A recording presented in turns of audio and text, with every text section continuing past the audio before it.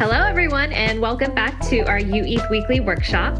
Today, we have a session titled The Foundations of Blockchain Data, and we're excited to have Dennis Verstappen here, who is a data scientist at the indexing company with us.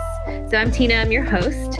I've been an early stage builder and investor and have had the pleasure of meeting many different founders and experts. Dennis is one of these experts today, and I'm excited to have him share his knowledge about data with us. So in addition to today's session, we are actually really excited to announce that we will be launching a module on ueth.org/learn about blockchain data. So Dennis has graciously provided us the information, the open source education for this course, which will essentially aim to empower our members with the foundational knowledge needed around blockchain data. And because of this course, we wanted to give you a preview in our workshop of what blockchain data is relative to Web 2 data. So we will start off with hearing more about Dennis's background, and then he'll provide an overview of blockchain data as well as its importance and some practical applications. And of course, we'll get to learn a bit more about his role at the indexing company and what they're doing in blockchain data. So a few reminders before we get started. If you have any questions, please feel free to drop them on Twitter, on Discord, in our Telegram, and we can address them asynchronously. And of course, at the University of Ethereum, the reason we do these workshops is to showcase projects that tackle real-world challenges with blockchain. So with the lessons you learn here, please reflect on how you can contribute to the projects that you're working on, or create your own project. So with that said, I'm going to bring on Dennis. Welcome to our workshop, Dennis, and thanks for sharing your time with us. Good to be here, Tina. Thank you. Yeah, of course. Well, we would love to start off with hearing a bit more about your background and your journey in the field of data science, maybe starting with what you studied in school. Yeah, so basically I studied cognitive psychology in university. And I think that's where my love for data started. Like I love building these experiments, analyzing the data, finding out like what was happening, testing a hypothesis. After that, I went into market research and even HR. But in 2017, I learned about crypto from a friend who told me, look at this Ethereum. It's going to be like a world computer. You should look into this. And I started applying that data analysis to the markets because there was like some psychology in there, like people acting on their opinions and trying to value an asset. So I started pulling data from centralized exchanges, trying to trade these markets, eventually did some trading and trading education. In the last bull run, like 2021, I joined Day6DAO and did like venture. We did like advisory for projects because we were very active in DeFi, and being active in crypto is like, if you're long enough here, you become an expert because the field is so early. If you just keep trying stuff, it will put you already on the forefront in a way. So I started then. I love how vast your background has been, starting with psychology, right? And I think it would be really helpful for students to hear more about how you navigated some of these career shifts from psychology to HR to data, right? Especially if you weren't necessarily technical to begin with. We'd love to understand your journey there. Yeah, absolutely. And I think it's very, very easily summarized. I always said like where there's people, I can analyze them and analyze their behavior. As long as I have good data and know how to collect that data. So that was always like also in the psychology studies, like I was focusing mostly on what I would say the normal people, like the 90%, like the cognitive part where you focus on attention, on like how people make decisions. which then applies well to financial markets, but also to the blockchain technology. So that's what I love about blockchain data. It's you basically don't have to gather data. It's there. Like you see everybody acting on the chain, and the incentives are sometimes very clear because you see that there is some monetary reward or some tokens or some NFT attached to that, and they're trying to chase that. So I think it's a huge financial, but also like a like human experiment that we can track. So that's I think one of the beauties of this. Yeah, and you already mentioned this a bit of what excites you about crypto, but I'm very curious. Uh, what is the most exciting piece of crypto that's drawn you in, but also kept you around? That's like I think that's the combination of all those previous experiences where, for example, my frustration with market research was like people had to fill in all these questionnaires and you would get just an opinion. While on the blockchain, you see them behave and you can actually see their transactions happening, and they're happy to do that because they want to be associated with like a community, for example, and they want to put in the work to be part of that community.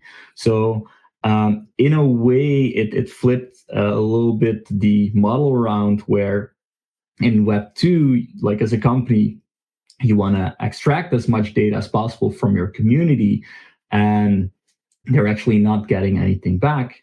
But like in Web3, like the community knows they're valuable and they get value back for the actions, the data they're providing, they're building basically the projects with the teams in some cases. So it's much more collaborative, which enables like different coordination forms that we haven't seen before in companies, and also being able to work across companies. So I always like disliked that companies you have to would sign these agreements that you couldn't work for another company, or had to sign non-disclosure agreements or anything like that. But in crypto, it's much more open, and you can actually just see what everybody's doing and talk about that, and actually work between projects too. And then they might be better off collaborating on products, or having communities collaborate on what products they want to see built. Yeah, I'm a huge fan of the open source nature of blockchain and what you're talking about, right? With the idea of this like ownership economy. But would love to learn more about what you're working on at the indexing company, as well as the company's mission within the blockchain space. Yeah, absolutely. So maybe I'll pick up like in 2022, I did a lot of research, and I realized like, hey, I'm not utilizing my previous data analysis skills that well, but I also know a lot about blockchain. So why not combine that? So I started researching like some of these solutions, and I felt like like either just the data engineering or the tools for data analysis were still fairly immature. There was like a lot of work that still had to be done to basically get the base data. And then I met Brock, one of the co-founders of the indexing company, and basically I thought like, hey, this is a good solution. So what we're trying to do is, since every team is building their data infrastructure over and over again, basically building the same stuff, it's not very efficient. So what we do is we optimize all of that, like the indexing. So that's the process of getting the data from on-chain, and then like restructuring that, transforming that into something more useful, and then putting that back into the customer's infrastructure. And that can be anything like a database or flat files like a CSV, or hosted through like endpoints, so it can power their actual app. And that saves them a lot of time like figuring out how this works, but also because we already know how this works, it's fairly optimized, and it's quick. It doesn't break down. So that's basically the goal, to do the plumbing for all these projects so they can build faster and like better products. And I think that was one of my insights back then, that I saw that the higher level insights on the data, so like who's your community, who's interacting with what, like how do you transform all this or aggregate that with like off-chain data, that wasn't really there yet, because everybody was spending their time on just getting the data. So yeah, we try to make that as easy as possible. Any chain, whether it's like an EVM or non-EVM chain, we can put that in the same infrastructure. So yeah, it's a new form where we aren't like we're just providing the pipelines. But I'll tell a little bit more later in this episode. Well, thank you for sharing your backgrounds. I think it would be great if we could go into your presentation now and have you share more about the foundations of blockchain data. And then after that, I'll have a lot more questions for you, specifically on the data course curriculum. So I will add your presentation to the stage and let you take it away. Okay, thank you. So to start, we basically thought there wasn't a data course for UETH yet. So what we want to do is just bring you the foundations. You don't have to be technical to understand this course. It's more that we want to flip the view of a typical like average internet user and see what was possible in Web3, and compare like the benefits, but even maybe the dangers of these two paradigms, basically. So let's start a little bit with what the data looks like in Web 2. So data stored in these companies' databases, data silos. And as a user, you come in and basically every time you have to sign up, you have to give all your information. You have like hundreds of passwords that verify that you are you. And that's not super efficient because you can have like your data with you in a way in Web3, but we'll get back to that point a little bit later. The problem with these silos is that these companies can do anything with this data. You have like these terms and conditions, nobody reads them, but always signs them, and they can resell your data. They can do more with your data that benefits the company, and you don't get like any value back. And in addition, there are some rights, like, for example, in Europe, you have GDPR, where a user can ask a company to delete that data, but you're also never sure if that actually happened. You just have to trust them on that.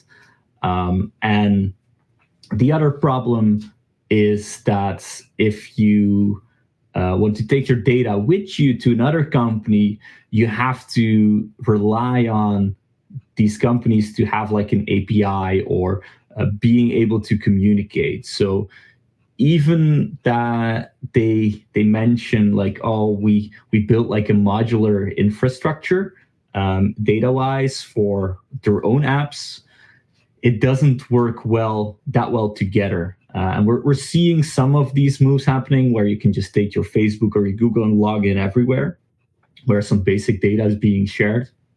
But it's still fairly rudimentary in a way.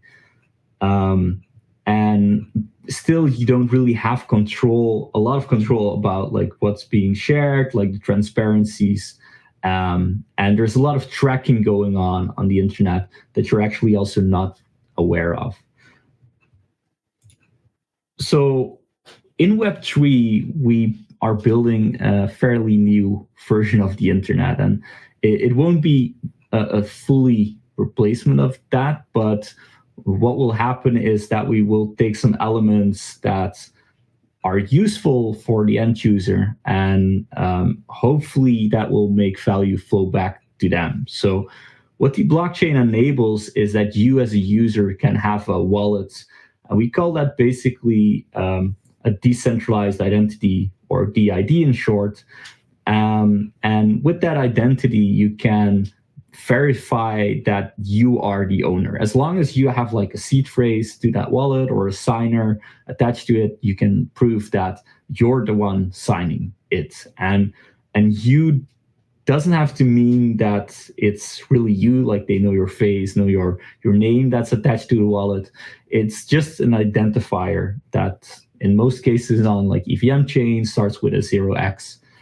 And that enables that you as a user can go to any site and then click connect wallet in most cases. And then these websites know like you're a user, and that user does have some assets, for example. So it can be NFTs or coins, but eventually I imagine that there is much more data that you can take with you in your wallet.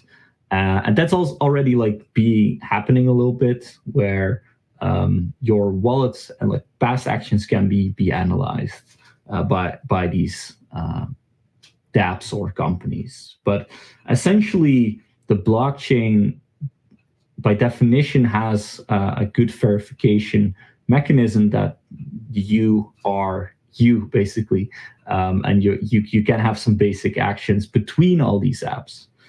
So with that, because that wallet or that DID doesn't have your name attached, it can come with some privacy. So the app you're interacting with doesn't have to know that you are you, unless maybe you give your name. For example, if you have an on-chain wallet and you start transacting with a centralized exchange where your wallet is, and you are KYC, then there is a connection and there's some party knowing it's you. But this is not like really natively Web3. It's basically somebody making that connection to your name. So that's why like having maybe multiple wallets and like disconnecting some wallets through these exchanges will help you be, when you want that, a little bit more anonymous. And then finally, your data becomes portable or shareable. So there are some solutions right now, like zero knowledge proofs, where you can like sign and like there is some encryption, and it's basically generating a proof of data that you have, and you can just maybe like upload some data or provide some data, and then this technology basically signs that you have provided that data, and then somebody else can see that data is, for example, true. So let's say you have like KYC at one party, and that contains a lot of your personal information, like you, where you live, like your pictures, your real photo. But maybe you don't want to share that with every party. So that KYC provider, for example, can drop you an NFT and says like, hey, somebody now has verified themselves as a real user. This is not like a bot acting on chain. And this person is allowed to, work in DeFi, like work with some applications and do transactions there. Now, when you go to another application with your wallet, then they can verify, for example, that you were KYC'd without knowing like all the details of the KYC. So in that aspect, you can like bring some assets with you or some data with you, and it becomes like portable.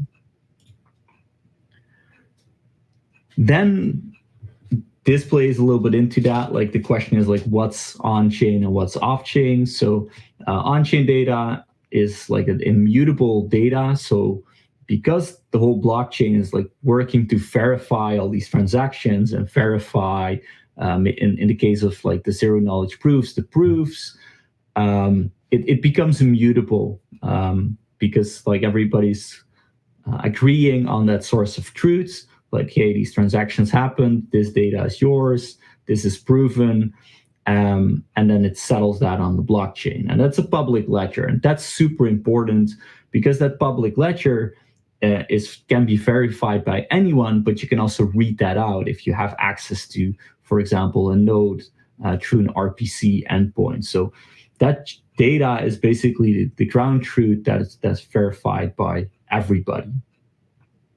Then there is also a lot of like off-chain data, and there's always some data that plays between on-chain and off-chain. But so off-chain data can be like sensitive information that you actually want in like these silos, or that's like business logic. If you have a business, that's KYC data, for example. So that's sensitive information that you don't want to have publicly being read out on the blockchain. So, but some parts of that can be, of course, brought back on-chain with those CK proofs. Maybe it's like pricing data of assets. So let's say there is like off-chain data from like an Apple stock. That's not on-chain because it's being transacted like outside of the blockchains, but you have to bring that back on-chain. So in that, that's why we can use, like, for example, oracles that source data from off-chain and bring that back on-chain. So that's where the interplay between those two happens. And then there is also like large files that, if we would sort them on the blockchain, that would be too big. So like maybe video files, you don't need to verify all that data, like this video is this video. You just want to share that. But maybe you want to share like credentials to access that video, and that can be something that's being done on-chain. And of course, like off-chain data is mutable, so you can delete that, you can alter that. So it's not the best source of truth because nobody has verified that. But sometimes you just want to replace files and make that available through off-chain. So that's basically how the whole internet works right now. That's what we call off-chain, basically. So the benefits of Web3 is that you can have more ownership because you control that wallet. You can control what you share. So you can like put personal information in that wallet and share that or not. And because your wallet is, when you generate that, actually pseudonymous, it's not clear who you are when you act, unless somebody attaches that to you as a person, or you yourself do that. So that's one of the things you can play with, where you can have, like, for example, a public facing wallet, and that has, like, for example, an ENS address, which is like a human readable address. And you can have like other wallets where you maybe don't want to, have others recognize you as, being an entity working on chain. So if you're doing that, like having wallets for multiple purposes, especially privacy purposes, you need to be aware, like, hey, to which dApps is this wallet connected to, for example. Like some might be connected to a centralized exchange, some might be connected to your public ENS, but others where you might store more valuable assets, you might not want to have public. So you can have multiple wallets. You can also have them in multiple wallets providers, basically, like interfaces like Rabbi, MetaMask, or Phantom, because some have also different features that you want to utilize, or different ecosystems, blockchains you want to interact with. The biggest benefit, I think, of having like a public wallet or a wallet with a specific purpose on chain is that these actions you do and interact with these dApps, those build reputation. And that's, I think, one of the beauties of Web3, where it flips the model around, where normally companies would just extract value from you and like ask you for money, ask you for for your data and then try to profit from this. But in Web3, because you can be identified, if you do valuable actions on chain, whether that's like interacting with a dApp, with a protocol, or even interacting with a competitor, people could come in and say like, hey, this kind of behavior, we like that. You're a valuable user to us. We're going to reward you. Like that could be airdrops, that could be NFTs, that could, if you go to real life events, you have these proof of attendance. So that helps, like having maybe a public address or having an address where you try to accrue some reputation for. And of course, you can get very far with that and basically do stuff like airdrop farming. But what we're now seeing is also like there's people trying to abuse that, where they say like, hey, let's farm all these airdrops. And then the companies doing airdrops now are looking for these, what they call civil users, and they actually want to exclude them. So reputation has always two sides. Like you want to make sure you reward the positive, but also make sure that the negative behavior or like the detractive behavior doesn't get rewarded in a way. So it's good that you think of like, hey, where do I want to be more public? Where do I want to be more private? Am I like benefiting an ecosystem or another protocol? Because that will help you make decisions on how to act with these wallets. If you want to go like deeper and are actually very interested in finding out what data is available to you, so I would just open like a block explorer like Etherscan or Block Scout and put in your wallet address, and then you can see what's happening under the hood in these transactions. That gives you a very good idea of what's happening when you act on a blockchain, like what data is being shared and what can others interpret about you. But you can go much bigger than that. So you might be interested in like coins and like how is this coin being traded, who is trading these coins, and then like platforms like CoinGecko, CoinMarketCap, or DEX Screener are super helpful with understanding like a coin, a project, and even where it's trading. Then we have these analyst tools, like if you want to analyze, for example, a list of wallets or a whole project, like who's interacting that with that, and do that yourself, or analyze a whole chain and you want to build your own like KPIs or metrics to research, then analyst tools like June and Flipside are a good starting point. You have to learn some SQL and like the dialects June and Flipside have, and you have to learn their database. So that takes some effort. But I know like these analysts are in high demand, so it could be like a career choice that you can have. Then this is where, for example, the indexing company comes in, like building data pipelines. If you're like a builder, like a developer, and you want data for your app, or you want data for some analytics platform you're building, you need like solid data pipelines that bring all this on-chain data to you. You're maybe interested in specific subsets of data, and that's where basically these data pipelines come in. So it's like Web 2 is actually really good in data engineering and like building data warehouses and grabbing data from all these different sources. Web 3, it's fairly early in that, in my opinion. And there's a lot of improvement to be made, but luckily we have companies working on that. So even if you have like your previous data analysis skills, like from your previous jobs, just like me, there is a lot of hope, luckily, that you can now basically do data analysis and pull data at scale. And finally, for example, there's also like specific data sets you can search for. So for example, here's NFT data.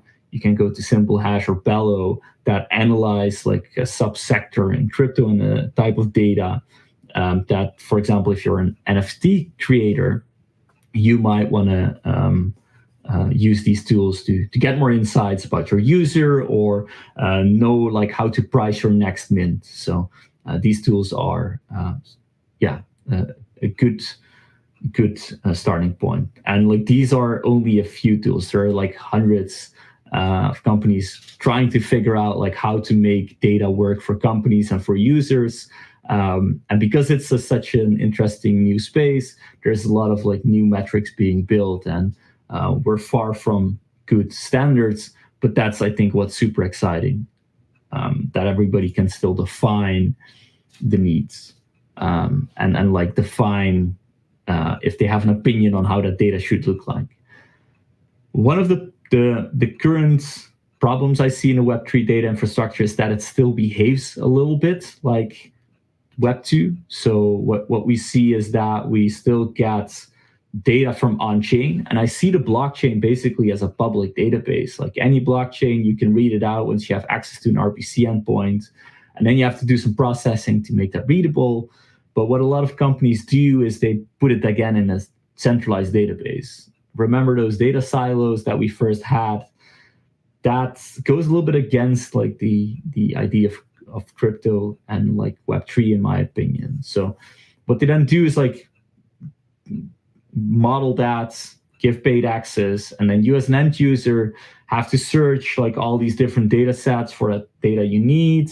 You need to reprocess that. You might pull it from like different sources and put it again in your own infrastructure and database, and then you can host it further. So I hope that we will see basically crypto move more to a decentralized data infrastructure. And we see that in different ways happening. Of course, with modular, we have like data availability.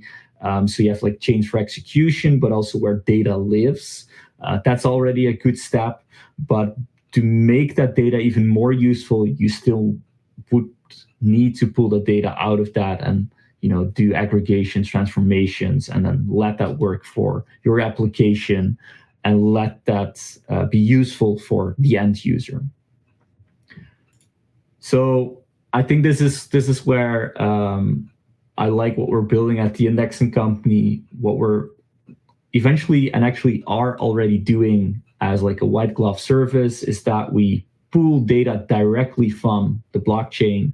We configure a processing layer basically to look exactly for the data that users want, and then put it in their infrastructure. And if you would compare this to the previous slide, you see that it's a lot of steps taken out, which saves a lot of costs, saves a lot of developer time, like having to transform this data. But also I feel it's much more ready for the modular world and the multi-chain world that we're seeing right now in crypto. Like there's an infinite number of chains, so you need to have a way to directly interact with that data on that chain. So like having a good way to pull that data is actually what we're building right now. And yeah, hopefully we can help teams just getting faster to the point where they can just focus on their product and make like the user experience much better for their users, because they can just focus on using that data for that instead of like pooling basic data. So yeah, that's all about this course. You will be able to see it on the platform, and hopefully you'll learn a bit about like how you view the blockchain and how you view your own behavior in this ecosystem, basically. Thank you so much for all of that context and sharing of knowledge. Like you previewed, the blockchain data course is going to be in 3 modules. The first module is going to be around how Web3 data contrasts with Web2 data. Then we're going to talk a bit more in lesson 2 about privacy and how that relates to your ownership as well as identity in the Web3 world. And then, of course, the last lesson is around how data in Web3 empowers users with ownership and reputation. So thank you for that presentation and pulling that data course together, Dennis. As you wrote out the data course, what are some of the top insights you really hoped students would take away from the lessons? Yeah. So I hope that they just understand like the impact they can have in the ecosystem with their data. So like how they can think about their own actions on chain and then use that also for their own benefit, because they can get rewards for interacting with protocols, and but also a little bit of safety, right? Like you are transacting on a public blockchain, but that can have like your transactions are public, so people can start analyzing you and your actions. So you need to be aware, like, hey, could this be going against me at some point, and should I then like spin up a new wallet, move some assets there, like start a new there, and basically use that new one to interact with new protocols. So it's a little bit about that safety too. Yeah, so that brings up an excellent point, right? Which is blockchain data really differs from traditional data in that traditional data is usually company owned, whereas blockchain data is user owned. And so, in that way, it does present some challenges of ownership and transparency. How would you advise users protect their own privacy in the Web3 context?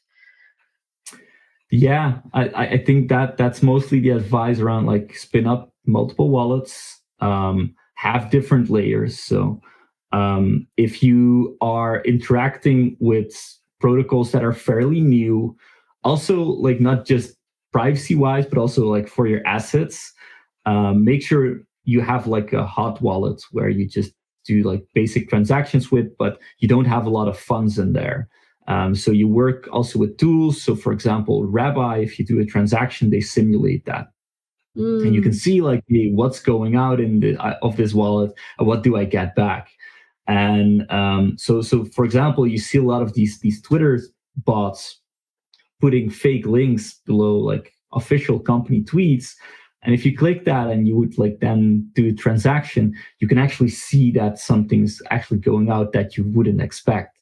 So that's where you have to cut off the transaction, because then like some of the funds could, just go to the hacker or something. So understand also that like how to read a little bit of that data, like whether it's in the wallet or on like an Etherscan or Block Scout, where you learn how to read a transaction a bit. It's like learning how to read your bank statement, for example. Although I think there are some steps and there are some newer block explorers like Once Upon that make it easier to read those transactions. So I think that's like my shout out for developers, like think about the UX more. So the user that's less familiar with all these this new technology knows how to read it better. But yeah, I've actually like heard a few people mention the Rabbi wallet, so that's a good call out. Yeah, and there's more wallets and there's plugins who do that. It's just like I like their interface, but yeah, like the thing with owning your own assets and owning your own data and wallet is like it comes with a responsibility. And to be honest, I think that is not for everybody. But hopefully through like new apps, better UX, we can include more people to be able to do that. Yeah. What are you already touched on this, but what are some practical applications of blockchain data that you're most excited about? And I know you already mentioned like ownership with airdrops and stuff like that. But would love to understand, like from your perspective, maybe a larger vision, like a 10-year vision, like what does blockchain data having all this transparency on chain look like in a world that you could envision? Yeah. So this is less from a single user perspective, but more from a like a company perspective. So I slightly like in the sheets you saw AI, for example. For example, if all these users keep transacting on chain, you can analyze that and look for optimal routes. So in a way, you as a user might, like right now, we have to do all these single transactions. Like you need to swap on an exchange, you need to bridge it between all these chains. But hopefully, we will have these AI agents looking for optimal bets because they learned from all that behavior on chain. Where you as a user just come in and say, like, hey, I want to swap this coin to this coin, or I just want to swap my ether to a stable coin, and it doesn't tell you like which one specifically, but it optimizes that for you, like for safety, for speed, for the best price. So I think that's where I think a lot of data would be needed to be analyzed, continuously being updated to be able to do stuff like that. So eventually, I actually hope that a lot of users don't know that it's a blockchain underneath because it's fairly technical. So even my advice, like learn how to read a transaction. Hopefully, you don't have to do that in the long run. And it's like abstracted away. But for that, we need to first like make sure the data is well structured and we know the meaning of the data. So that's one other thing I have to mention. Blockchain data, like everybody can just write smart contracts and build programs. So there could be anything on there. That makes it harder sometimes to structure data because you have to like have a lot of exceptions and like interpret what's actually happening.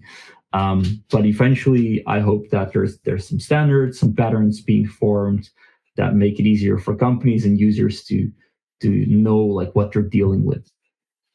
Awesome.